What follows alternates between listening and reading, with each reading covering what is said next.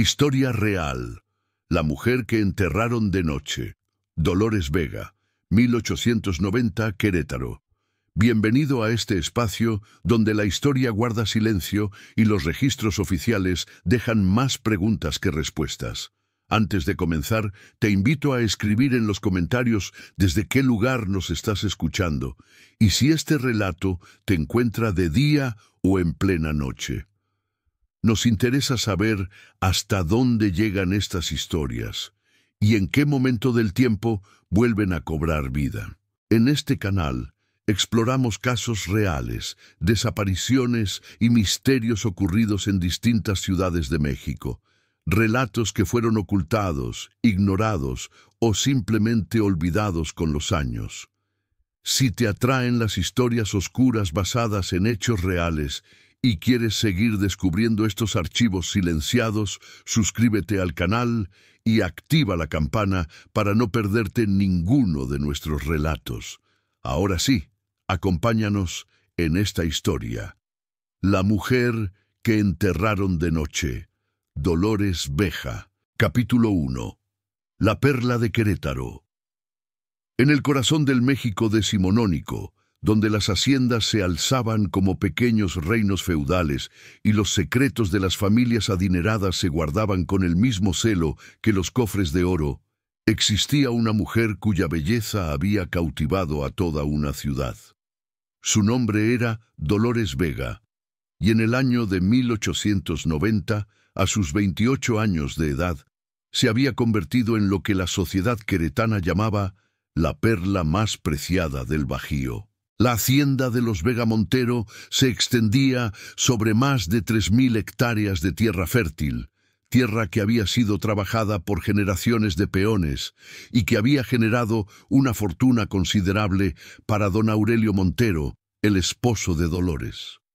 El hombre, 15 años mayor que ella, había construido su imperio comercial desde la nada, según contaba él mismo en las tertulias de los caballeros, aunque los rumores sugerían que su riqueza tenía orígenes mucho más oscuros y cuestionables. «Mi esposa es el ornamento más valioso de esta casa», solía decir don Aurelio cuando los invitados llegaban a la hacienda para las fiestas que organizaba con frecuencia. Y en cierto modo así la trataba, como un objeto decorativo, una posesión más entre sus muchas propiedades, una joya que debía permanecer encerrada en su estuche de terciopelo. Dolores había nacido en una familia de clase media, hija de un maestro de escuela y una costurera devota. Su belleza extraordinaria había llamado la atención de don Aurelio durante una misa de domingo, cuando ella apenas tenía 16 años. El cortejo había sido breve y calculado. El padre de Dolores, don Sebastián Vega, se había resistido inicialmente a la propuesta de matrimonio. «Este hombre me da mala espina», le había confesado a su esposa, doña Carmen, una noche mientras observaban a través de la ventana el carruaje elegante de don Aurelio alejarse por las calles empedradas. «Hay algo en sus ojos que no me gusta, una frialdad que me hiela la sangre, pero la pobreza tiene sus propias leyes». Y cuando don Aurelio ofreció pagar las deudas de la familia Vega, además de una dote generosa que aseguraría el futuro de los hermanos menores de Dolores, el padre no tuvo más remedio que ceder. «Por el bien de todos», se había dicho a sí mismo, aunque las palabras le supieron amargas en la boca durante muchos años. La boda se celebró en la Catedral de Querétaro, con toda la pompa que el dinero podía comprar. Dolores llevaba un vestido importado de París, con encajes de Bruselas y perlas cosidas a mano. La gente del pueblo se agolpó en las calles para ver pasar a la novia en su carruaje dorado, tirado por 4 caballos blancos. Las campanas repicaron durante 1 hora entera, y el obispo en persona ofició la ceremonia. Sin embargo, aquellos que conocían bien a Dolores notaron que sus ojos no brillaban con la alegría que se esperaría de una novia. Había en su mirada una sombra de resignación, un velo de tristeza que ni siquiera el maquillaje más elaborado podía ocultar. Su sonrisa, aunque perfecta, parecía forzada, como si la hubieran ensayado frente a un espejo durante horas interminables. «Se ve tan pálida la pobre», comentó una de las invitadas a su vecina durante la recepción, «como si fuera a un funeral en lugar de a su propia boda». «Cállate la boca, mujer», respondió la otra persignándose. «No digas esas cosas. Vas a atraer la mala suerte con tus palabras». Los primeros años del matrimonio transcurrieron con una calma aparente. La hacienda prosperaba, los negocios de don Aurelio se multiplicaban, y Dolores cumplía su papel de esposa perfecta con una dedicación que rayaba en lo obsesivo. Aprendió a bordar, a tocar el piano, a conversar sobre temas superficiales con las esposas de los otros hacendados. Se convirtió en la anfitriona ideal, organizando cenas y bailes que eran la envidia de toda la región. Pero en la soledad de sus aposentos, cuando las velas se apagaban y los sirvientes se retiraban a sus habitaciones, Dolores dejaba caer la máscara. Las criadas que la atendían a veces la escuchaban llorar en la oscuridad, sollozos ahogados que intentaba disimular con la almohada. Otras noches la veían caminar por los pasillos de la hacienda como un fantasma, con la mirada perdida y los pies descalzos sobre las baldosas frías. «La señora no está bien de la cabeza», murmuraban los sirvientes entre ellos. «Desde que llegó a esta casa, no ha vuelto a ser la misma. Es como si le hubieran robado el alma». Don Aurelio, por su parte, viajaba constantemente. Sus negocios lo llevaban a la Ciudad de México, a Guadalajara, incluso a ciudades de los Estados Unidos. Durante sus ausencias, que a veces duraban semanas enteras, Dolores parecía revivir. El color volvía a sus mejillas, su risa resonaba por los corredores de la hacienda, y hasta los pájaros del jardín parecían cantar con más alegría. Pero cuando el carruaje de don Aurelio aparecía en el camino de entrada, todo cambiaba. Era como si una nube oscura descendiera sobre la propiedad. Los sirvientes bajaban la mirada, los perros se escondían bajo los muebles y Dolores volvía a convertirse en esa muñeca de porcelana frágil y silenciosa que su esposo había comprado con su dinero. «Bienvenido a casa, mi señor». Lo recibía siempre con la misma frase, con la misma reverencia, con la misma sonrisa vacía. Y don Aurelio la miraba con esos ojos fríos que tanto habían inquietado al padre de Dolores, y respondía con un simple movimiento de cabeza, como quien reconoce la presencia de un mueble particularmente útil. Nadie sabía exactamente qué ocurría detrás de las puertas cerradas de la alcoba matrimonial. Los gritos que a veces se escuchaban durante la noche se atribuían a las pesadillas de la señora. Los moretones que aparecían ocasionalmente en sus brazos se explicaban con caídas accidentales, y las lágrimas que corrían por su rostro cada mañana eran, según ella misma aseguraba, producto de una alergia al polen de las flores del jardín. Pero la cocinera de la hacienda, una mujer mayor llamada Esperanza, que había trabajado para la familia Montero durante más de 30 años, sabía la verdad. Una noche, mientras preparaba una infusión de hierbas para ayudar a Dolores a dormir, la joven señora se había derrumbado en sus brazos. «No puedo más, Esperanza», había llorado Dolores, con el rostro hundido en el delantal de la cocinera. «Este hombre me va a matar. Lo sé, lo presiento en cada fibra de mi ser. Un día de estos me va a matar». Esperanza la había consolado como pudo, acariciando su cabello negro y susurrando palabras de consuelo. «Tranquila, mi niña, todo va a estar bien. Dios no abandona a sus hijos». Pero en su corazón, la anciana cocinera también tenía miedo, porque ella había visto cosas en esa casa, cosas que nunca se atrevería a contar a nadie, y sabía que las palabras de Dolores no eran exageraciones ni delirios de una mujer histérica. Eran una profecía que tarde o temprano habría de cumplirse. Los años pasaron y la situación en la hacienda fue deteriorándose gradualmente. Don Aurelio se volvió más irritable, más violento, más impredecible. Sus negocios comenzaron a enfrentar problemas, rumores de fraude y estafas que amenazaban con destruir su reputación cuidadosamente construida, y como suele suceder con los hombres de su calaña, descargaba su frustración en el blanco más fácil, su esposa. Capítulo 2. Las sombras del matrimonio.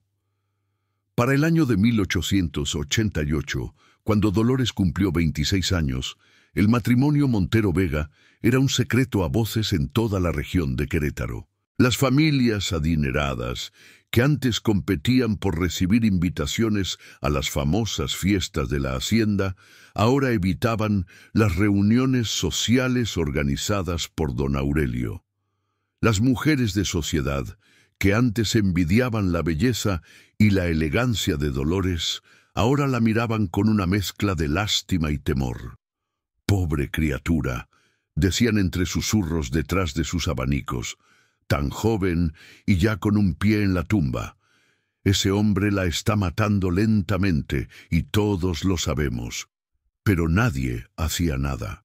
En aquella época, en aquella sociedad, el matrimonio era un sacramento indisoluble, y lo que ocurría entre un hombre y su esposa era asunto privado, por muy terrible que fuera.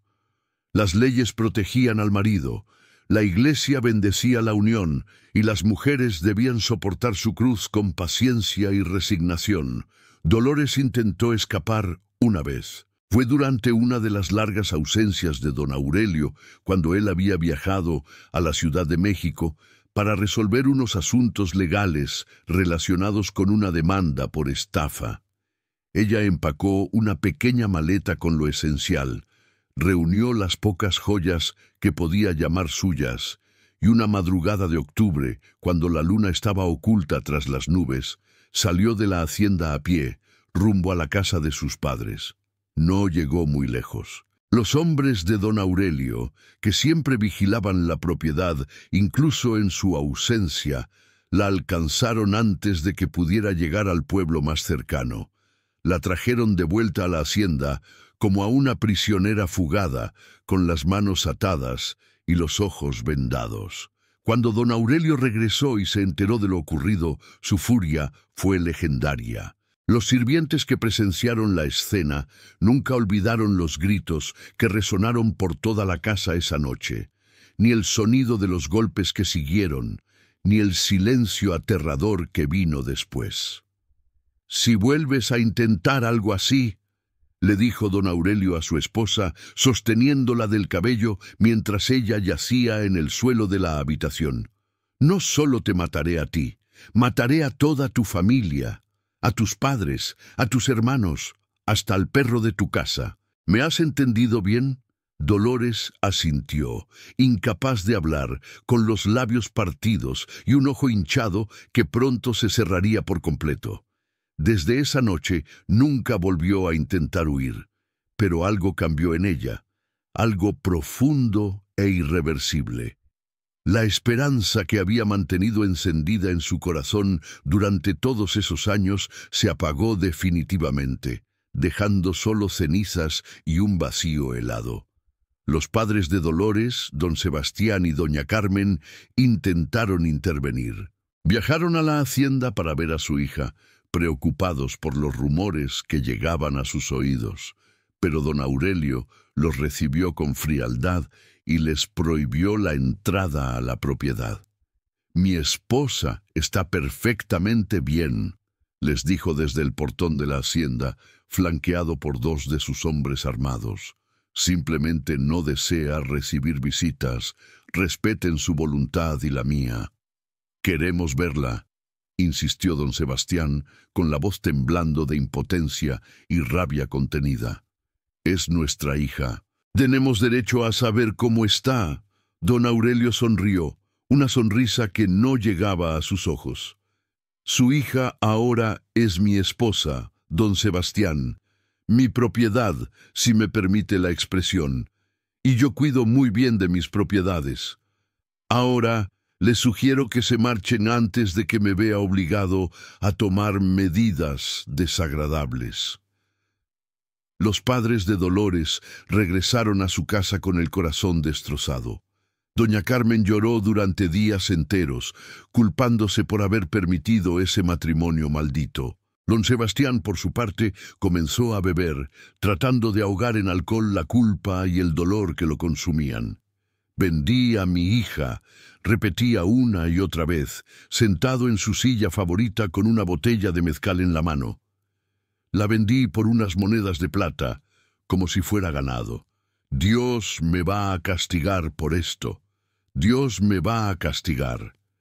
Mientras tanto, en la hacienda, la vida de Dolores se había convertido en un infierno meticulosamente organizado. Don Aurelio había implementado una serie de reglas que su esposa debía seguir al pie de la letra. No podía salir de la propiedad sin su autorización expresa. No podía recibir visitas sin que él estuviera presente. No podía escribir cartas ni recibirlas. No podía hablar con los sirvientes más de lo estrictamente necesario. «Eres como un pájaro en una jaula de oro», le dijo una noche mientras cenaban en el comedor principal, rodeados de candelabros de plata y vajilla importada de Europa. «Deberías estar agradecida. Muchas mujeres matarían por tener lo que tú tienes. Una casa hermosa, sirvientes que te atiendan, vestidos elegantes, joyas caras. Y sin embargo, sigues con esa cara de funeral. A veces me pregunto si no estarás loca de verdad». Dolores no respondió. Había aprendido que el silencio era su mejor defensa, que cualquier palabra podía ser usada en su contra, que cualquier gesto de rebeldía sería castigado con severidad. Así que se limitó a bajar la mirada y a seguir comiendo, aunque la comida le supiera a cenizas en la boca. Los únicos momentos de paz que encontraba eran en el jardín de la hacienda, un espacio amplio y hermoso que ella misma había diseñado en los primeros años de su matrimonio. Allí, entre las rosas y los jazmines, entre las fuentes de piedra y los árboles frutales, podía respirar un poco de libertad. Allí, cuando don Aurelio estaba ocupado en sus negocios o dormido después de una noche de bebida, podía permitirse llorar sin testigos. Fue en ese jardín donde conoció a Fray Antonio, el sacerdote que visitaba la hacienda una vez al mes para oficiar una misa privada para la familia. El fraile era un hombre joven, apenas unos años mayor que Dolores, con ojos bondadosos y una sonrisa que transmitía paz. Había llegado hacía poco a la parroquia de Querétaro, enviado desde la Ciudad de México, y todavía conservaba cierta ingenuidad sobre la naturaleza humana. «Hija mía», le dijo un día, después de notar los moretones mal disimulados en sus muñecas, «¿hay algo que quieras contarme?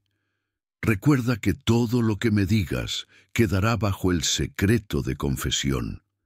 Nadie más tiene por qué saberlo». Dolores dudó. Durante años había guardado su sufrimiento en silencio, convencida de que nadie podía ayudarla, de que nadie querría ayudarla. Pero algo en los ojos del fraile le inspiró confianza, una chispa de esperanza que creyó extinguida para siempre. «Padre», comenzó, con la voz apenas audible, «estoy viviendo en el infierno. Mi esposo no es el hombre que aparenta ser. Detrás de las puertas cerradas se convierte en un monstruo. Me golpea, me humilla, me amenaza con matar a mi familia si intento escapar. No sé cuánto tiempo más podré soportar esta tortura». Fray Antonio escuchó en silencio, con el rostro cada vez más sombrío. Cuando Dolores terminó de hablar, el sacerdote tomó sus manos entre las suyas y la miró fijamente a los ojos. «Te prometo, hija mía, que haré todo lo que esté en mi poder para ayudarte. No sé cómo todavía, pero encontraré la manera. Dios no abandona a sus hijos en el sufrimiento. Ten fe y paciencia». Dolores asintió, aunque en su corazón sabía que las promesas del fraile eran vanas. ¿Qué podía hacer un simple sacerdote contra un hombre como don Aurelio, con todo su dinero y su poder? Sin embargo, agradeció el gesto, agradeció las palabras de consuelo, agradeció saber que al menos alguien en el mundo se preocupaba por ella. Lo que ninguno de los dos sabía era que don Aurelio había estado observando desde una ventana del segundo piso, y lo que había visto no le había gustado nada. Capítulo 3. El principio del fin. El invierno de 1889 llegó a Querétaro con una intensidad inusual. Las heladas cubrían los campos de la hacienda cada mañana, y los trabajadores tenían que encender hogueras para proteger los cultivos del frío implacable. En la casa principal, las chimeneas ardían día y noche, pero el frío que reinaba entre don Aurelio y su esposa era de una naturaleza muy diferente, un frío que ningún fuego podría calentar. Desde aquella tarde en el jardín, cuando don Aurelio había visto a su esposa conversando con fray Antonio, su comportamiento había cambiado. Ya no la golpeaba con la frecuencia de antes, pero la vigilaba constantemente, con una intensidad obsesiva que resultaba aún más aterradora. Había contratado nuevos sirvientes, hombres de confianza que le informaban de cada movimiento de Dolores, de cada palabra que pronunciaba, de cada persona con la que interactuaba. «¿Qué hacías hablando con el cura ese día?», le preguntó una noche durante la cena. Su voz era tranquila, casi dulce, pero sus ojos brillaban con una luz peligrosa. Dolores sintió que el corazón se le detenía en el pecho. Solo me estaba confesando, Aurelio. Es lo que hacen los católicos, confesarse de sus pecados ante un sacerdote. ¿Y qué pecados tienes tú que confesar, mi querida esposa?, continuó él, cortando un pedazo de carne con deliberada lentitud. ¿Acaso me estás siendo infiel? ¿Acaso has estado pensando en otros hombres mientras compartes mi cama? ¡No! ¡Claro que no!, exclamó Dolores, con el terror pintado en el rostro. Jamás te he sido infiel, Aurelio. Jamás. Lo juro por la Virgen y todos los santos. Don Aurelio se limpió los labios con la servilleta, tomándose su tiempo. «Te creo», dijo finalmente. «Por ahora te creo. Pero escúchame bien, Dolores. Si alguna vez descubro que me has traicionado, de cualquier manera, ni Dios mismo podrá salvarte de mi ira. ¿Queda claro?» Dolores asintió, incapaz de pronunciar palabra. Esa noche, cuando finalmente se quedó sola en su habitación, lloró hasta quedarse sin lágrimas. Y por primera vez en mucho tiempo, rezó. No pidió ser salvada, porque ya había perdido la esperanza de que eso ocurriera. Pidió simplemente que su sufrimiento terminara pronto, de una manera u otra. Fray Antonio, por su parte, había comenzado a hacer preguntas discretas sobre don Aurelio Montero. Lo que descubrió lo horrorizó. El hacendado tenía un historial oscuro, lleno de acusaciones de fraude, extorsión y violencia. Se rumoreaba que había matado a un hombre en un duelo años atrás, aunque nunca se había probado nada. También se decía que su primera esposa, una mujer de la que nadie hablaba, había muerto en circunstancias misteriosas apenas un año después de la boda. «Dios mío», murmuró el fraile al enterarse de esto último, «¿qué clase de demonio es este hombre? ¿Y cómo puedo ayudar a esa pobre mujer sin ponerla en mayor peligro?» El sacerdote decidió consultar con el obispo de Querétaro, un hombre anciano y sabio que había visto mucho en sus años de servicio a la iglesia. Le contó todo lo que sabía, sin revelar los detalles de la confesión de Dolores, y le pidió consejo sobre cómo proceder. El obispo escuchó en silencio, acariciando su barba blanca con expresión pensativa. «Es una situación muy delicada, hijo mío», dijo finalmente.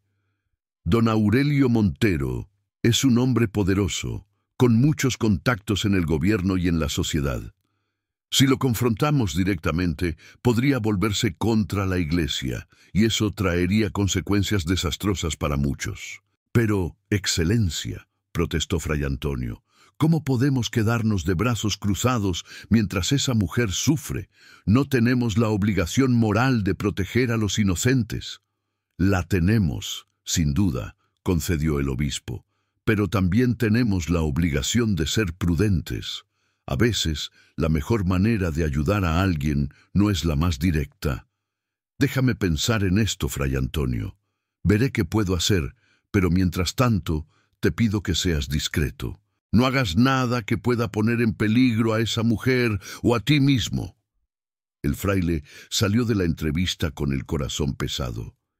Sabía que el obispo tenía razón, que la prudencia era necesaria en situaciones así. Pero también sabía que cada día que pasaba, Dolores estaba más cerca del abismo. El tiempo se le agotaba y él no tenía la menor idea de cómo salvarlo. Mientras tanto, la primavera de 1890 llegó a Querétaro con una explosión de colores y fragancias. Los jardines de la hacienda florecieron como nunca, y Dolores, a pesar de todo, encontró un pequeño consuelo en contemplar las flores que había plantado con sus propias manos. Pero incluso esa pequeña alegría estaba teñida de tristeza, porque sabía que probablemente no viviría para ver otro ciclo de floración. Su salud había comenzado a deteriorarse notablemente.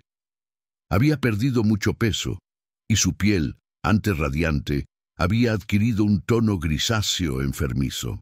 Los sirvientes murmuraban que la señora estaba consumiéndose, que alguna enfermedad misteriosa la estaba matando lentamente. Pero Esperanza, la vieja cocinera, sabía la verdad. «No es ninguna enfermedad, niña», le dijo un día, mientras le preparaba un caldo de pollo para intentar que comiera algo. «Es la tristeza la que te está matando, la tristeza y el miedo. El cuerpo humano no puede soportar tanto sufrimiento durante tanto tiempo. Tienes que encontrar la manera de salir de aquí, o vas a morir en esta casa maldita». «No hay manera de salir, Esperanza», respondió Dolores con voz apagada. «Lo he intentado todo. Estoy atrapada en esta jaula para siempre, hasta que la muerte me libere». La cocinera la abrazó llorando silenciosamente. «Entonces reza, mi niña. Reza para que Dios te conceda la paz que mereces, y si no puede ser en esta vida, que sea en la otra». Dolores sonrió, una sonrisa triste y resignada. «Hace mucho que dejé de creer en Dios, Esperanza. Si existiera, no permitiría que cosas así sucedieran, pero gracias por tus palabras. Significan mucho para mí». Esa conversación tendría lugar apenas 3 semanas antes de la muerte de Dolores, y Esperanza la recordaría cada día del resto de su vida, preguntándose si había algo más que podría haber hecho, si había alguna palabra que podría haber cambiado el destino de aquella pobre mujer. Pero el destino, como todos saben, es implacable. Y lo que estaba escrito en las estrellas para Dolores Vega de Montero era algo que ni siquiera ella, en sus peores pesadillas, habría podido imaginar. Capítulo 4. La noche de los susurros. El día 15 de junio de 1890 amaneció nublado y frío, impropio para esa época del año. Los trabajadores de la hacienda comentaban que era un mal presagio, que el cielo estaba anunciando desgracias por venir. Nadie les prestó demasiada atención, pero más tarde, cuando todo salió a la luz, muchos recordarían esas palabras como una profecía cumplida. Dolores despertó esa mañana con un presentimiento extraño, una sensación de urgencia que no podía explicar. Se levantó más temprano de lo habitual, antes de que el sol intentara asomarse entre las nubes, y caminó hasta el jardín todavía envuelto en la penumbra del amanecer. Los pájaros no cantaban, el viento no soplaba, y un silencio antinatural parecía haberse apoderado del mundo entero. «Algo va a pasar hoy», murmuró para sí misma, abrazándose para protegerse del frío. «Algo terrible va a pasar». Don Aurelio había regresado de viaje la noche anterior, más tarde de lo esperado. Dolores lo había escuchado llegar, había oído sus pasos pesados subiendo las escaleras y se había hecho la dormida cuando él entró en la habitación. Su esposo se había quedado de pie junto a la cama durante lo que pareció una eternidad, observándola en la oscuridad, antes de salir sin decir palabra. Ese comportamiento era nuevo, diferente, y eso asustaba a Dolores más que los golpes y los insultos a los que estaba acostumbrada. Había algo en el aire, una tensión eléctrica que presagiaba tormenta. Y ella, que había aprendido a leer los estados de ánimo de su marido, como otros leen los libros, sabía que algo muy malo estaba por ocurrir. Durante el desayuno, don Aurelio estuvo extrañamente callado. Comió poco, bebió mucho café y evitó mirar a su esposa a los ojos. Cuando terminó, se levantó de la mesa y anunció que pasaría el día encerrado en su despacho, atendiendo asuntos de negocios importantes. «No quiero que nadie me moleste», ordenó a los sirvientes. «Nadie, bajo ninguna circunstancia. ¿Está claro?» Los sirvientes asintieron, intimidados por el tono de su voz. Dolores observó a su marido alejarse por el pasillo, y el presentimiento que había sentido esa mañana se intensificó hasta convertirse en certeza. Hoy era el día. No sabía cómo lo sabía, pero lo sabía con la misma certeza con la que sabía su propio nombre. Pasó la mañana intentando mantenerse ocupada. Bordó un poco, aunque sus manos temblaban demasiado para hacer puntadas precisas. Leyó unas páginas de un libro, sin retener una sola palabra. Caminó por el jardín, pero las flores que tanto amaba le parecieron marchitas y sin vida. Todo a su alrededor se veía diferente, como si el mundo hubiera cambiado de color de la noche a la mañana. Al mediodía, Esperanza le llevó el almuerzo a su habitación. La cocinera también lucía preocupada, con ojeras profundas y las manos temblorosas. «¿Qué pasa, Esperanza?», preguntó Dolores. «Te veo muy alterada». La anciana dudó antes de responder. «No sé, niña. Hay algo raro en el ambiente hoy. Los perros han estado aullando toda la mañana. Las gallinas no han puesto huevos y uno de los trabajadores jura que vio una lechuza posada en el tejado de la casa principal al mediodía. Son malos augurios, muy malos». «Supersticiones», dijo Dolores, intentando sonreír. «No deberías creer en esas cosas». «Tal vez sean supersticiones», concedió Esperanza. «Pero he vivido muchos años y he aprendido a respetar las señales del universo. Algo malo se acerca, niña. Lo puedo sentir en mis huesos viejos. Ten mucho cuidado hoy, por favor. No hagas nada que pueda enfadar al patrón». Dolores agradeció la preocupación de la cocinera y la despidió con un abrazo. Pero cuando se quedó sola, su fachada de calma se desmoronó. Las palabras de Esperanza habían confirmado sus propios temores y ahora estaba más asustada que nunca. La tarde transcurrió con una lentitud agónica. El cielo siguió encapotado, sin permitir que ni un solo rayo de sol atravesara las nubes. La temperatura descendió varios grados y los sirvientes encendieron las chimeneas, a pesar de estar en pleno verano. Dolores permaneció en su habitación, incapaz de salir, incapaz de hacer nada más que esperar lo inevitable. Cuando el reloj del pasillo dio las 6 de la tarde, escuchó pasos acercándose a su puerta, pasos que conocía bien, pasos que había aprendido a temer durante años de matrimonio infernal. Los pasos de don Aurelio. La puerta se abrió y su marido apareció en el umbral. Tenía el rostro demacrado, los ojos inyectados en sangre y una expresión que Dolores nunca había visto antes. No era ira, no era crueldad, era algo más, algo que se parecía terriblemente al vacío absoluto. «Necesito hablar contigo», dijo don Aurelio, con una voz tan desprovista de emoción que resultaba aterradora. «Baja al comedor, ahora». Dolores obedeció, porque no tenía otra opción. Siguió a su marido escaleras abajo, con el corazón latiéndole tan fuerte que pensó que se le saldría del pecho. El comedor estaba a oscuras, iluminado apenas por unas pocas velas que proyectaban sombras danzantes en las paredes. Don Aurelio le indicó que se sentara en su lugar habitual, y él tomó asiento en la cabecera de la mesa. Durante varios minutos no dijo nada, limitándose a observarla con esa mirada vacía que la hacía sentir como si ya estuviera muerta. «He tomado una decisión», dijo finalmente. «Una decisión que debería haber tomado hace mucho tiempo. Este matrimonio ha sido un error desde el principio, un error que pienso corregir esta noche». El corazón de Dolores dio un vuelco. ¿Sería posible? ¿Estaría hablando de divorcio? ¿De anulación? ¿Habría algún Dios en el cielo que finalmente hubiera escuchado sus plegarias?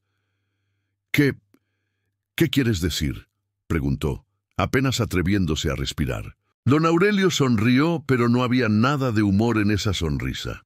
«Quiero decir, mi querida esposa, que esta noche vas a morir». Capítulo 5. El crimen sin testigos. Las palabras de don Aurelio quedaron suspendidas en el aire como un veneno letal, impregnando cada rincón del comedor con su significado mortal. Dolores sintió que el mundo se detenía, que el tiempo mismo dejaba de existir por un momento interminable. Luego, como si despertara de un trance, su instinto de supervivencia tomó el control. Se levantó de un salto e intentó correr hacia la puerta, pero don Aurelio fue más rápido. La agarró del brazo con una fuerza brutal y la lanzó contra la pared. El impacto le robó el aliento y antes de que pudiera recuperarse, sintió las manos de su marido alrededor de su cuello. «No tan rápido, mi amor», susurró él, apretando lentamente. «Esto no tiene por qué ser doloroso. Si cooperas, te prometo que será rápido. Pero si te resistes, bueno, entonces tendré que hacer las cosas de la manera difícil». Dolores luchó con todas sus fuerzas, arañando las manos de su agresor, pateando el aire, tratando desesperadamente de respirar. Pero don Aurelio era mucho más fuerte que ella, y años de sufrimiento habían debilitado su cuerpo hasta convertirlo en una sombra de lo que alguna vez fue. Sin embargo, en ese momento de desesperación absoluta, encontró una reserva de energía que no sabía que poseía.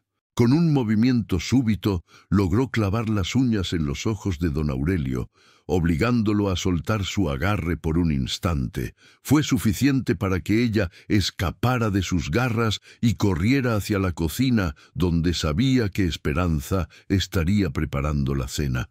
¡Auxilio!, gritó mientras corría por los pasillos oscuros. «¡Alguien ayúdeme! ¡Me quiere matar!». Pero la casa estaba extrañamente silenciosa. No había sirvientes por ningún lado. No había señales de vida en ninguna habitación. Era como si todos hubieran desaparecido, como si la hacienda se hubiera convertido en un mausoleo vacío. Llegó a la cocina jadeando, con el cuello marcado por los dedos de su esposo. Esperanza no estaba allí. Los fogones estaban apagados, las ollas vacías, y un silencio sepulcral reinaba en el espacio que normalmente bullía de actividad. «¿Buscas a alguien?», preguntó la voz de don Aurelio a sus espaldas. Se había acercado sin hacer ruido, como un depredador acechando a su presa. «Me temo que les di la noche libre a todos los sirvientes, todos, excepto a los que me son absolutamente leales, y esos no van a ayudarte». Dolores se volteó, con la espalda contra la pared de la cocina. En la penumbra pudo ver que su marido sostenía algo en la mano derecha, algo que brillaba con un destello metálico. Un cuchillo de cocina, largo y afilado, el mismo cuchillo que Esperanza usaba para cortar la carne. «Por favor», suplicó Dolores, con lágrimas corriendo por sus mejillas. «Por favor, Aurelio, no tienes que hacer esto. Te daré lo que quieras, firmaré lo que quieras, desapareceré de tu vida para siempre. Solo déjame vivir. Don Aurelio ladeó la cabeza como si considerara la propuesta. Es tentador, admitió. Muy tentador. Pero el problema, mi querida esposa, es que ya no confío en ti. Sé que has estado hablando con ese cura. Sé que le has contado nuestros secretos. Y no puedo permitir que eso continúe. No puedo permitir que arruines todo lo que he construido con tus chismes y tus mentiras. No he dicho nada, mintió Dolores, aunque sabía que era inútil. Solo me confesé de mis pecados, como cualquier católica. No mencioné nada sobre ti ni sobre nuestro matrimonio. ¡Mentirosa!, rugió don Aurelio, avanzando un paso hacia ella. Mis hombres te escucharon. Escucharon cada palabra que le dijiste a ese maldito cura. Y ahora, gracias a ti, tengo que tomar medidas drásticas, medidas que habría preferido evitar, pero que tu estupidez ha hecho necesarias. Lo que siguió fue una pesadilla que desafía la descripción. Dolores luchó con todo lo que tenía, pero no fue suficiente. Don Aurelio era más fuerte, más despiadado, más determinado. La persiguió por toda la cocina, derribando ollas y sartenes, rompiendo platos y vasos, mientras ella gritaba pidiendo ayuda que nunca llegaría. Finalmente, acorralada en un rincón sin escapatoria, Dolores enfrentó a su verdugo con la dignidad que le quedaba. Se irguió todo lo que pudo, miró a los ojos al hombre que había jurado amarla y protegerla, y pronunció las últimas palabras que jamás diría. Dios te va a castigar por esto, Aurelio Montero. Tal vez no hoy, tal vez no mañana, pero algún día la justicia te alcanzará.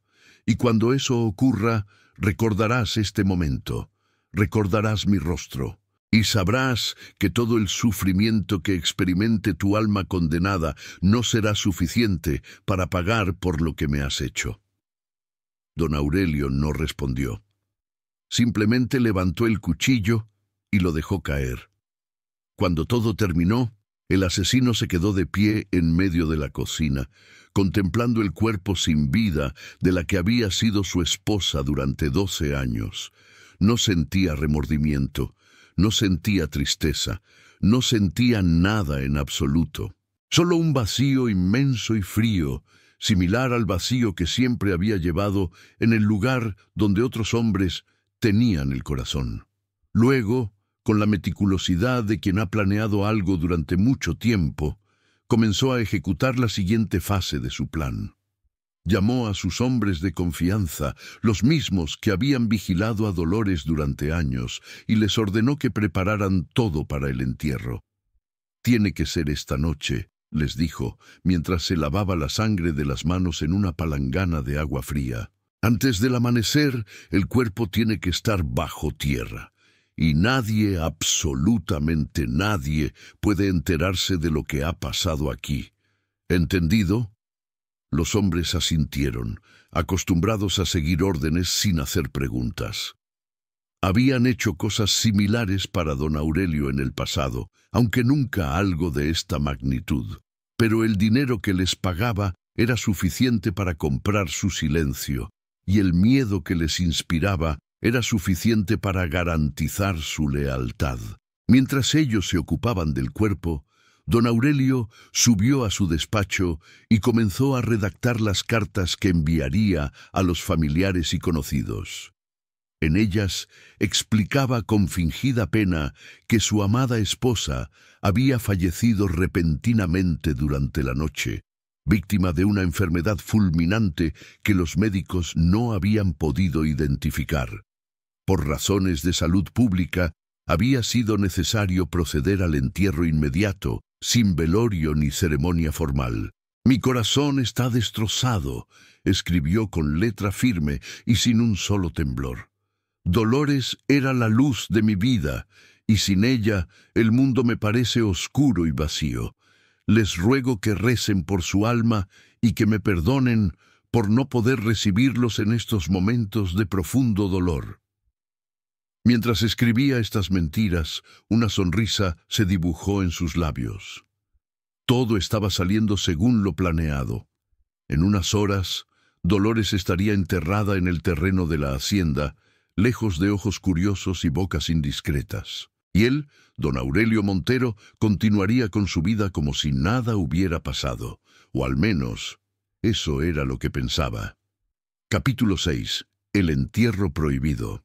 La noche del 15 de junio de 1890 fue la más oscura que Querétaro había visto en años. Las nubes que habían cubierto el cielo durante todo el día se espesaron aún más después del anochecer, bloqueando cualquier luz de las estrellas o la luna. Una oscuridad total, absoluta, perfecta para ocultar los crímenes de los hombres. En la hacienda de los Montero, un pequeño grupo de figuras se movía en silencio entre las sombras. Eran los hombres de confianza de don Aurelio, 4 en total, cargando un bulto envuelto en sábanas blancas que en la oscuridad parecían grises. El bulto era el cuerpo de Dolores Vega, la mujer que apenas unas horas antes había sido la dueña de esa casa. Don Aurelio caminaba delante del grupo, sosteniendo una linterna que apenas iluminaba unos pocos metros a su alrededor. Los guiaba hacia un lugar específico en el extremo más alejado de la propiedad, un terreno baldío donde nunca se sembraba nada porque, según las leyendas locales, estaba maldito. «Aquí», ordenó don Aurelio, señalando un punto en el suelo. «Caben aquí». Los hombres dejaron el cuerpo en el suelo y comenzaron a cavar. El trabajo era difícil. La tierra estaba dura por la falta de lluvia, y las herramientas que habían traído no eran las más adecuadas. Pero nadie se quejó. Nadie cuestionó las órdenes, simplemente cavaron mientras el sudor les corría por la frente y los músculos les ardían de esfuerzo. Pasaron casi 2 horas antes de que el hoyo alcanzara la profundidad deseada. Don Aurelio lo inspeccionó con la linterna, asintiendo satisfecho. «Tráiganla», ordenó. Pero cuando sus hombres fueron a buscar el cuerpo, se encontraron con algo inesperado. Don Aurelio había decidido añadir un elemento más a su crimen, un elemento que revelaría la profundidad de su crueldad y su locura. «Esperen», dijo, acercándose al bulto envuelto. «Antes de enterrarla, quiero hacer algo más». De las sombras, otro de sus hombres apareció cargando una silla de madera, una silla vieja y desvencijada que había pertenecido a la cocina de la hacienda. Don Aurelio la tomó y la colocó dentro del hoyo, en el fondo. «Siéntenla ahí», ordenó. Los hombres intercambiaron miradas de confusión, pero obedecieron. Desenvolvieron el cuerpo de Dolores y lo sentaron en la silla, en el fondo de aquella tumba improvisada. Luego, siguiendo las instrucciones de don Aurelio, la ataron firmemente a la silla con cuerdas gruesas, amarrando sus manos, sus pies, su torso, incluso su cabeza. «¿Por qué, patrón?», se atrevió a preguntar uno de los hombres, un tipo fornido llamado Jacinto, que había trabajado para don Aurelio durante más de 10 años. «¿Por qué la ata así?». Don Aurelio sonrió, una sonrisa que en la oscuridad parecía la mueca de una calavera. «Porque quiero que se quede quieta, Jacinto. Quiero que se quede exactamente donde la pongo, para siempre. Quiero que sepa, incluso en la muerte, que ella me pertenece, que nunca podrá escapar de mí». Las palabras del hacendado helaron la sangre de sus hombres, pero ninguno dijo nada más. Terminaron de atar el cuerpo a la silla y luego, bajo la supervisión de don Aurelio, comenzaron a llenar el hoyo con la tierra que habían excavado. Mientras echaban palada tras palada de tierra sobre el cuerpo de su esposa, don Aurelio murmuró algo en voz baja, algo que solo él podía escuchar. Eran palabras de despedida, aunque no del tipo que se pronuncian en los funerales normales. Eran palabras de triunfo, de victoria, de un depredador que finalmente ha terminado con su presa. «Adiós, Dolores», susurró. «Fuiste una buena esposa a tu manera, una lástima que no supieras guardar silencio, una verdadera lástima». Cuando el sol comenzó a asomar por el horizonte, La tumba estaba terminada. No había ninguna marca que la identificara, ninguna cruz ni lápida que indicara quién yacía bajo esa tierra. Solo un pequeño montículo de tierra removida que, con el tiempo y la lluvia, se nivelaría con el resto del terreno hasta desaparecer por completo. Don Aurelio despidió a sus hombres con una bolsa de monedas de oro para cada uno y una advertencia clara. Si alguien se entera de lo que pasó aquí esta noche, los mataré a todos, a ustedes, a sus familias, a cualquiera que les importe. ¿Está claro? Los hombres asintieron y se marcharon, cada uno a su propia casa, cada uno cargando un secreto que los atormentaría el resto de sus vidas. A la mañana siguiente, don Aurelio envió a un mensajero a la casa de los padres de Dolores con una carta informándoles de la repentina muerte de su hija. La carta llegó junto con una pequeña caja que contenía algunas joyas de Dolores, las pocas que don Aurelio consideraba de poco valor, como un gesto de condolencia. Don Sebastián y doña Carmen recibieron la noticia con incredulidad y horror.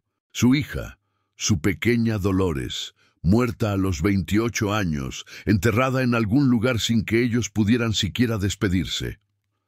¡Es mentira!, gritó doña Carmen, rasgándose la ropa en un gesto de duelo ancestral. Mi hija no puede estar muerta. Quiero ver su cuerpo. Quiero verla con mis propios ojos. Pero cuando intentaron ir a la hacienda, se encontraron con que las puertas estaban cerradas y los guardias les impedían el paso. Don Aurelio se negó a recibirlos, alegando que su dolor era demasiado grande para enfrentar visitas, y cuando insistieron, amenazó con denunciarlos por allanamiento de propiedad privada. Ya está enterrada, les hizo saber a través de uno de sus sirvientes. El entierro fue necesario por razones de salud. Si quieren rezar por ella, háganlo en su propia casa. Aquí no son bienvenidos. Los padres de Dolores quedaron destrozados. Habían perdido a su hija, pero más que eso, sentían en lo más profundo de su ser que algo terrible había ocurrido, algo que iba más allá de una simple enfermedad. La muerte repentina, el entierro apresurado en plena noche, la negativa a dejarlos ver el cuerpo, todo apuntaba a una verdad siniestra que no se atrevían a nombrar. Don Sebastián intentó hablar con las autoridades locales, pero se encontró con un muro de indiferencia y complicidad. Don Aurelio tenía amigos poderosos, jueces y políticos que le debían favores o que simplemente le temían. Nadie quería investigar, nadie quería hacer preguntas incómodas, nadie quería enfrentarse al hacendado más rico y más despiadado de la región. «Lo siento mucho, don Sebastián», le dijo el jefe de policía de Querétaro, evitando mirarlo a los ojos. «Pero sin pruebas de que se haya cometido algún delito, no puedo hacer nada. La señora Montero murió de causas naturales, según el certificado médico firmado por el doctor Ramírez. No hay motivos para investigar más». «El doctor Ramírez es amigo de Montero», protestó don Sebastián. «Hace años que ese hombre le debe dinero. Por supuesto que firmó lo que le pidieron que firmara». El jefe de policía se encogió de hombros. «Son acusaciones muy graves, don Sebastián, y sin pruebas son solo eso, acusaciones. Le recomiendo que vuelva a su casa y trate de superar esta tragedia. Pelear contra don Aurelio Montero no le traerá nada bueno, créame». Don Sebastián salió de la oficina de policía con el corazón lleno de rabia impotente. Sabía que habían asesinado a su hija. Lo sabía con la misma certeza con la que sabía que el sol sale por el este.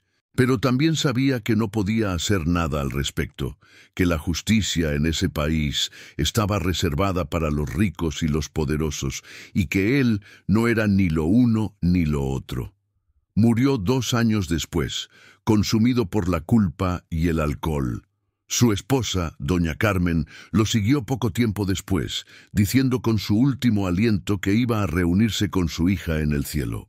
Y fray Antonio, El sacerdote que había intentado ayudar a Dolores fue trasladado a una parroquia lejana en el norte del país, donde pasó el resto de sus días rezando por el alma de aquella mujer a la que no había podido salvar. Capítulo 7. Las décadas de silencio. Los años que siguieron a la muerte de Dolores fueron años de prosperidad aparente para don Aurelio Montero. Sus negocios florecieron, su fortuna se multiplicó, y su influencia en la región creció hasta alcanzar proporciones casi monárquicas. Nadie se atrevía a contradecirlo, nadie osaba cuestionar sus decisiones, y el recuerdo de su difunta esposa se fue desvaneciendo poco a poco en la memoria colectiva de Querétaro. Pero las noches de don Aurelio eran diferentes. Cuando el sol se ponía y las sombras invadían la hacienda, el hombre que durante el día proyectaba una imagen de poder y control, se transformaba en una criatura atormentada por sus propios demonios. Los sirvientes que permanecían en la casa después del anochecer contaban historias de gritos que provenían de la habitación del patrón, gritos desgarradores que resonaban por los pasillos vacíos. Decían que don Aurelio hablaba solo, que discutía con alguien que nadie más podía ver, que a veces lo encontraban en la mañana con los ojos inyectados en sangre y las manos temblorosas. «Es el fantasma de la señora Dolores», murmuraban entre ellos. «Ha vuelto del más allá para atormentarlo, para cobrarle todo el mal que le hizo en vida». Don Aurelio jamás volvió a casarse. Rechazó todas las propuestas matrimoniales que llegaron a su puerta, algunas de familias muy distinguidas que habrían considerado un honor emparentar con él. «Una esposa es suficiente para cualquier vida», solía decir con una sonrisa enigmática que dejaba incómodos a sus interlocutores. Lo que nadie sabía era que don Aurelio no podía casarse de nuevo porque no podía olvidar. Cada noche, cuando cerraba los ojos, veía el rostro de Dolores en el momento de su muerte. Veía sus ojos llenos de terror y de esa extraña certeza que había tenido en sus últimas palabras. Y cada noche, sin falta, despertaba empapado en sudor frío, con el eco de su maldición resonando en sus oídos. «Dios te va a castigar por esto, Aurelio Montero». 8 años después del crimen, don Aurelio comenzó a mostrar signos de deterioro mental. Hablaba de voces que lo perseguían, de sombras que se movían en los rincones de su visión, de una presencia constante que lo observaba desde la oscuridad. Los médicos que lo examinaron no encontraron ninguna explicación física para sus síntomas, y sugirieron que tal vez necesitaba los servicios de un sacerdote más que los de un doctor. Pero don Aurelio se negaba a ver sacerdotes. Desde la muerte de Dolores, había abandonado por completo la práctica religiosa. No pisaba las iglesias, no asistía a misas, no permitía que ningún representante de la iglesia entrara en su propiedad. Cuando le preguntaban por qué, se limitaba a responder que había perdido la fe. «Dios me abandonó hace mucho tiempo», decía con amargura. «O tal vez fui yo quien lo abandonó a él. Ya no importa. Lo único que sé es que entre Dios y yo no queda nada». En realidad, don Aurelio temía a los sacerdotes porque temía la confesión. Sabía que si alguna vez se arrodillaba en un confesionario y abría la boca, no podría contener la verdad que llevaba encerrada en su pecho como un veneno letal. Y aunque no creía en el infierno ni en el castigo divino, la idea de que alguien más conociera su secreto lo aterrorizaba más que cualquier demonio imaginario. Los hombres que habían participado en el entierro de Dolores fueron desapareciendo uno por uno a lo largo de los años. Jacinto, el fornido que había preguntado por qué ataban el cuerpo a la silla, murió en una pelea de cantina apenas un año después del crimen. Otros 2 fueron encontrados muertos en circunstancias misteriosas. Uno ahogado en un pozo, otro atropellado por un carruaje en una noche sin luna. El cuarto huyó del país, según los rumores.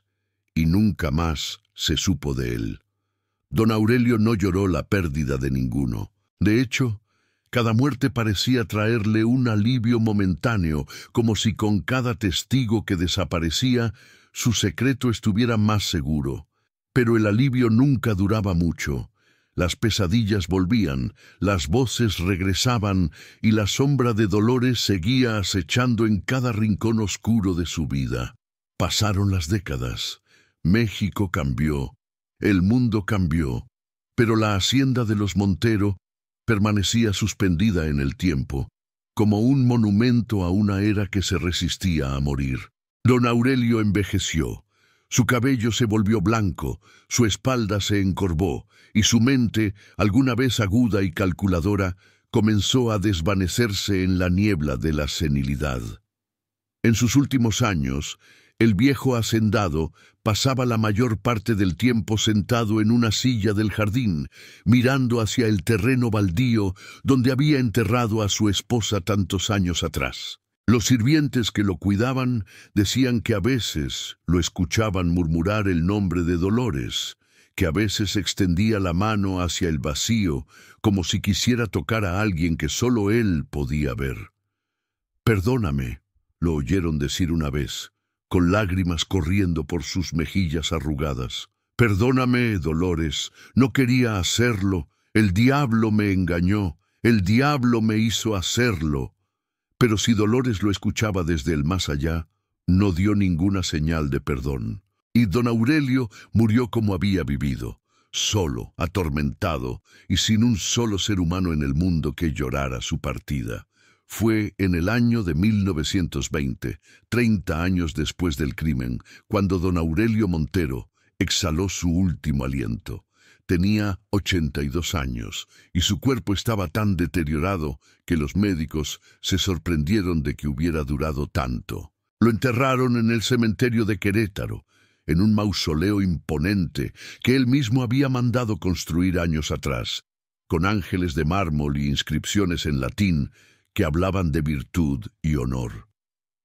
Nadie asistió al funeral, excepto los sirvientes que habían cuidado de él en sus últimos años, y algunos curiosos que querían ver si era verdad que el viejo monstruo finalmente había muerto. No hubo discursos, no hubo lágrimas, no hubo flores dejadas sobre su tumba, solo el silencio del olvido, el mismo silencio que había cubierto el crimen de Dolores durante 3 décadas. Pero la muerte de don Aurelio no fue el final de la historia. De hecho, fue apenas el comienzo del capítulo más sorprendente y perturbador de toda esta tragedia. Capítulo 8. La verdad. Desenterrada. Después de la muerte de don Aurelio Montero, la hacienda pasó a manos de un sobrino lejano que vivía en la Ciudad de México y que no tenía ningún interés en mantener la propiedad. Durante varios años, el lugar permaneció abandonado, deteriorándose lentamente, mientras la naturaleza reclamaba lo que alguna vez le había pertenecido. Las leyendas comenzaron a circular entre los habitantes de Querétaro. Decían que la hacienda estaba embrujada, que por las noches se escuchaban llantos de mujer y cadenas arrastrándose por los pasillos vacíos. Decían que quienes se atrevían a entrar a la propiedad después del anochecer nunca volvían a ser los mismos, que algo terrible los esperaba entre las sombras de aquellas paredes malditas. En 1932, 42 años después de la muerte de Dolores, el sobrino de don Aurelio finalmente decidió vender la propiedad. Un empresario estadounidense llamado Robert Miller, que había hecho fortuna en el negocio del petróleo, se interesó en comprar la hacienda para convertirla en un hotel de lujo. Los tiempos estaban cambiando.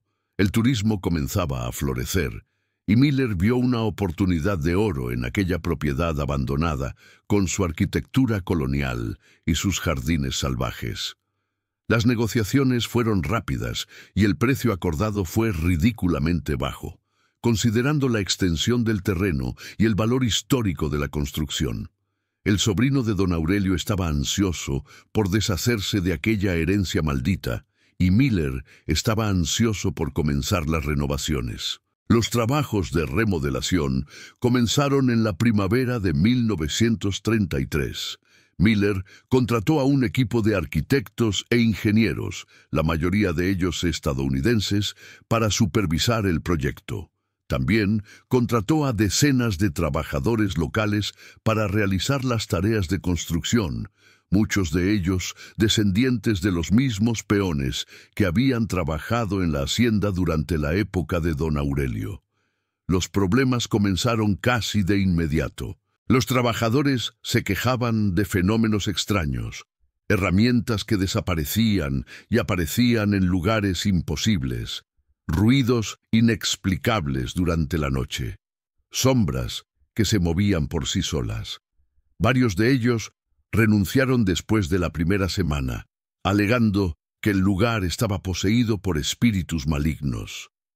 Miller, un hombre práctico que no creía en fantasmas ni supersticiones, descartó las quejas como producto de la ignorancia y la credulidad de los lugareños. Aumentó los salarios para atraer nuevos trabajadores y ordenó que las obras continuaran a toda velocidad. Fue en julio de 1933 cuando ocurrió el descubrimiento que cambiaría todo. Los trabajadores estaban excavando los cimientos para una nueva ala del hotel en el terreno baldío al fondo de la propiedad, ese mismo terreno que durante generaciones había sido considerado maldito y donde nadie sembraba nada. «¡Señor Miller!», gritó uno de los trabajadores, un hombre llamado Esteban, que tenía fama de ser el más valiente del grupo. «Señor Miller, venga a ver esto. Hemos encontrado algo». Miller llegó corriendo al lugar de la excavación, seguido por el arquitecto principal y varios curiosos. Lo que vio lo dejó sin palabras. En el fondo del hoyo que estaban cavando, parcialmente expuesta por las palas de los trabajadores, había una silla de madera. Y sentada en esa silla, atada con cuerdas que el tiempo había podrido, pero no destruido por completo, estaban los restos de lo que alguna vez había sido un ser humano. «Dios mío», murmuró Miller, llevándose la mano a la boca. «¿Qué demonios es esto?». El arquitecto, un hombre experimentado que había trabajado en excavaciones arqueológicas, se acercó con cautela al borde del hoyo para examinar el hallazgo. «Es un cuerpo», dijo, con la voz temblando ligeramente. «Un cuerpo humano, enterrado sentado en una silla y atado a ella. Nunca había visto algo así. Es completamente antinatural». Los trabajadores se persignaron, murmurando oraciones y maldiciones en voz baja. Varios de ellos dieron media vuelta y se marcharon sin decir palabra, convencidos de que aquello era la confirmación de todas las leyendas que habían escuchado sobre la hacienda maldita. Miller ordenó detener las obras inmediatamente y llamó a las autoridades. La policía de Querétaro llegó esa misma tarde, acompañada por un médico forense y varios investigadores. Lo que encontraron superó todas sus expectativas. El cuerpo pertenecía a una mujer, de eso no había duda. La posición en la que había sido enterrada, sentada y atada a una silla, era algo que ninguno de los investigadores había visto jamás. Pero lo más perturbador fueron los signos que el examen forense reveló: marcas en los huesos del cuello consistentes con estrangulamiento, fracturas en las costillas que sugerían golpes severos y una serie de lesiones en el cráneo que indicaban que la víctima había recibido múltiples impactos en la cabeza. «Esta mujer no murió de causas naturales», dictaminó el médico forense en su informe oficial. «Fue asesinada, y por la posición en la que fue enterrada, parece que su asesino quería asegurarse de que permaneciera exactamente donde la puso, como si temiera que pudiera escapar incluso después de muerta». La investigación que siguió fue complicada, dado el tiempo transcurrido desde el crimen. Pero los investigadores lograron reunir suficientes piezas del rompecabezas para reconstruir la historia, al menos parcialmente. Encontraron los registros de la parroquia que mencionaban la muerte repentina de la señora Dolores Vega de Montero en junio de 1890. Encontraron el certificado médico firmado por el doctor Ramírez, que atribuía la muerte a causas naturales no especificadas. Y encontraron testimonios de ancianos del pueblo que recordaban los rumores que habían circulado en aquella época. Rumores sobre un entierro nocturno y apresurado, sobre una familia que no fue permitida despedirse de su hija, sobre un marido que se negaba a dar explicaciones. Era don Aurelio, dijo una anciana de 90 años que había trabajado como criada en la hacienda durante su juventud. Todos lo sabíamos, pero nadie se atrevía a decirlo. Ese hombre era el diablo encarnado, y mató a su esposa porque ella había descubierto algo que él no quería que nadie supiera. Nunca supe qué era, pero lo mató por eso, y la enterró como a un perro, en ese terreno maldito donde nadie quería pisar. Los investigadores también descubrieron que don Aurelio había desaparecido de Querétaro pocos días después de la muerte de su esposa, supuestamente para recuperarse de su dolor en otra de sus propiedades. Según los registros, había viajado al estado de Chihuahua, donde tenía intereses mineros, y no había regresado a la hacienda hasta varios meses después. Estaba huyendo, concluyó el investigador principal. Había cometido un crimen atroz y tenía miedo de que alguien descubriera la verdad. Por eso se fue, por eso se escondió, y cuando creyó que el peligro había pasado, volvió como si nada hubiera ocurrido. Pero la parte más perturbadora de la investigación fue el análisis de la posición en la que Dolores había sido enterrada. Los expertos consultados coincidieron en que no había ninguna razón práctica para enterrar a alguien sentado en una silla y atado a ella. Era un acto de crueldad gratuita, un gesto de dominación que trascendía la muerte misma. El asesino quería controlar a su víctima incluso después de matarla, explicó un psicólogo criminalista que fue consultado sobre el caso. Es una manifestación extrema de lo que llamamos comportamiento posesivo. Este hombre no consideraba a su esposa como un ser humano, sino como una propiedad, un objeto que le pertenecía, y quería asegurarse de que siguiera siendo su propiedad para siempre, incluso en la tumba. La noticia del descubrimiento se extendió rápidamente por todo México y más allá. Los periódicos de la época publicaron artículos sensacionalistas sobre la mujer enterrada en una silla y el crimen más macabro de la historia de Querétaro. La hacienda, que Robert Miller había planeado convertir en un hotel de lujo, se convirtió en un lugar de peregrinación para curiosos y cazadores de fantasmas. Miller, horrorizado por lo que había descubierto y por la publicidad negativa que rodeaba a su propiedad, decidió abandonar el proyecto. Vendió la hacienda a un precio irrisorio y regresó a Estados Unidos, jurando que nunca volvería a poner un pie en México. Los restos de Dolores Vega fueron finalmente exhumados y enterrados en el cementerio de Querétaro, junto a las tumbas de sus padres. Una lápida sencilla marca el lugar donde descansa, con una inscripción que dice: Dolores Vega, 1862-1890, víctima de la crueldad humana, que Dios acoja su alma y castigue a sus verdugos. En cuanto a don Aurelio Montero, su mausoleo en el mismo cementerio fue vandalizado repetidamente después de que se conoció la verdad. Alguien pintó la palabra asesino en letras rojas sobre el mármol blanco y las autoridades nunca se molestaron en limpiarlo. Eventualmente, el mausoleo fue demolido y sus restos trasladados a una fosa común, sin nombre ni identificación. El caso de Dolores Vega nunca fue formalmente resuelto, dado que el principal sospechoso había muerto años antes del descubrimiento. Pero en la memoria colectiva de Querétaro no había duda alguna sobre quién era el responsable.